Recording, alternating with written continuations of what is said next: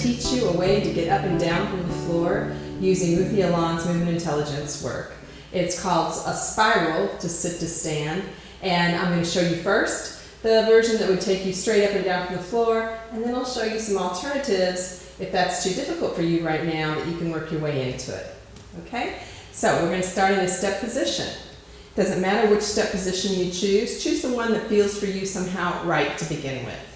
And then you're just going to start to let your limbs and your joints fold. Well, what does that mean? It means the head is going to start to drop, the back of the neck will lengthen, the hip joints will go back, the knees will come down, everything just starts to easily fold down. Even the ankles will be bending, okay? So you might just get used to that, a kind of sensation of hanging. And then we're going to go down as far as your pelvis will let you go down. So you're coming down, down, down, down, down, and when you feel your pelvis won't let you go any further, you take the hand that goes with the foot that's in front and you reach across at you, and you turn your rear end around and land in the space that you've made. Now, you'll go 180 degrees. You're not going 360 like you might do in some more advanced forms. In this one, we're just doing 180. So if you wanted to come down facing the camera, I would have started with my rear facing you, but it wouldn't have made a very good connection to begin with.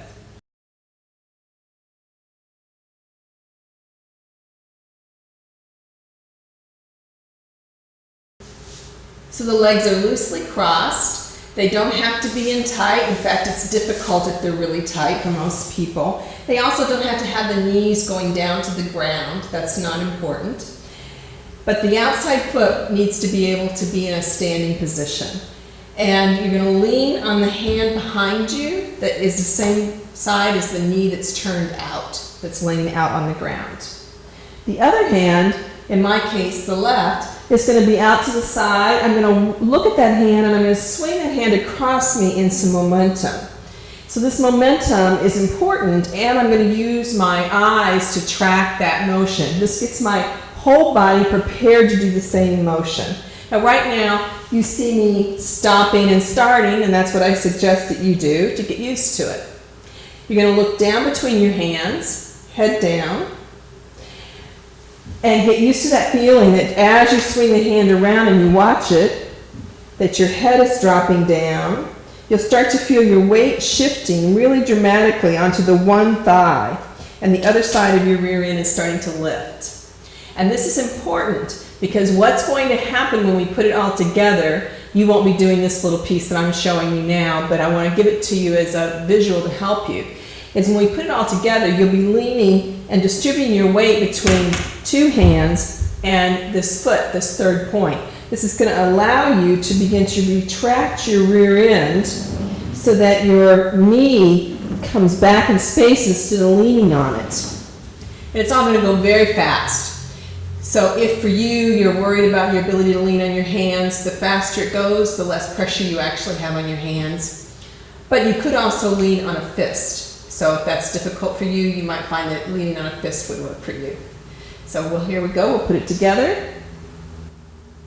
The hand is swinging across, it lands, I turn on my feet, and I am up. I want to add one more component to that, and that is for you to really see what happens here with these toes. So this foot is passive until all at once, and what's happening then is that the pelvis is turning, or the heel is turning around the ball of the foot. Both the heel, the pelvis are turning around the ball of the foot. The head is dropped down, which makes the rear end much lighter. If you stand up and you crane your neck as you try to come up, it'll be much harder.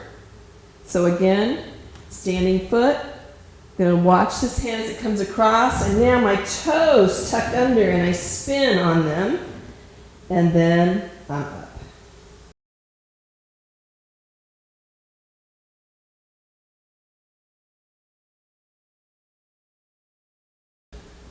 To practice getting up and down from the floor in the spiral to sit pattern, many people will find that they're just not quite ready to do that.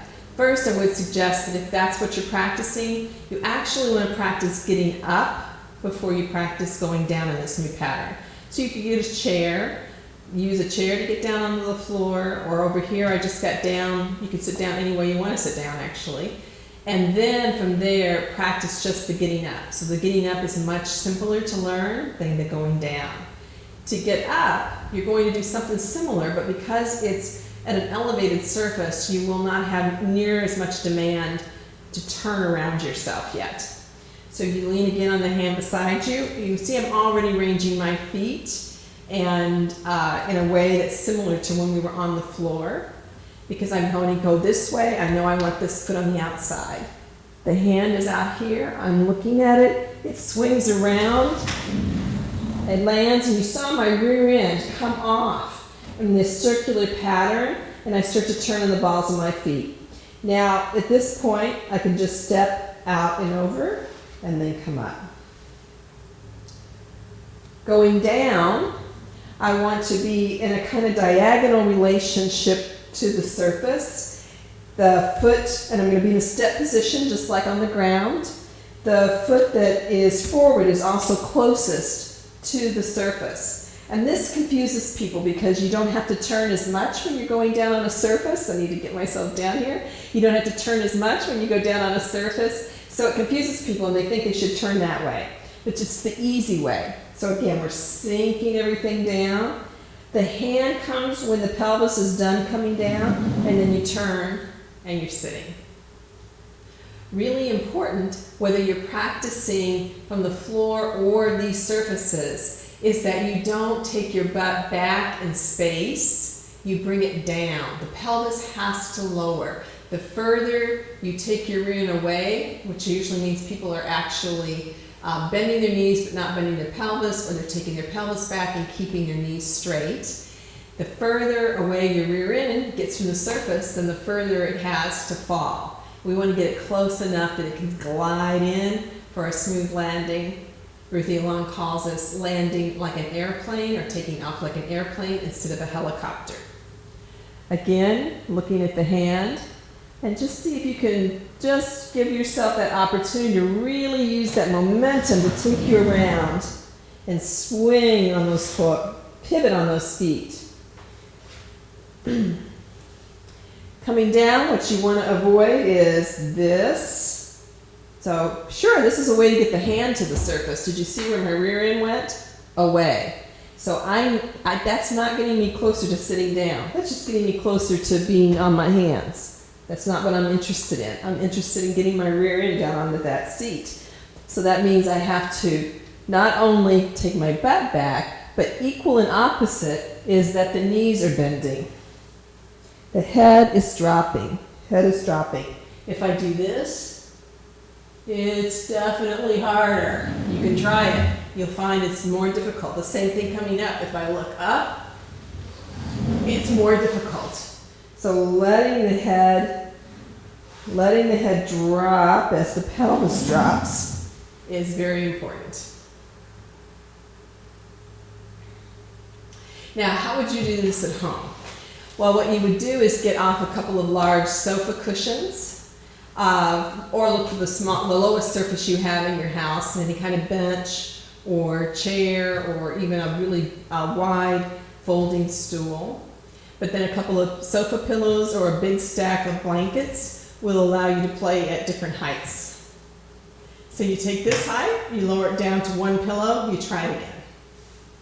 And then maybe eventually, maybe not today, maybe tomorrow, maybe next week, maybe next month, you'll be spiraling up and down from the floor.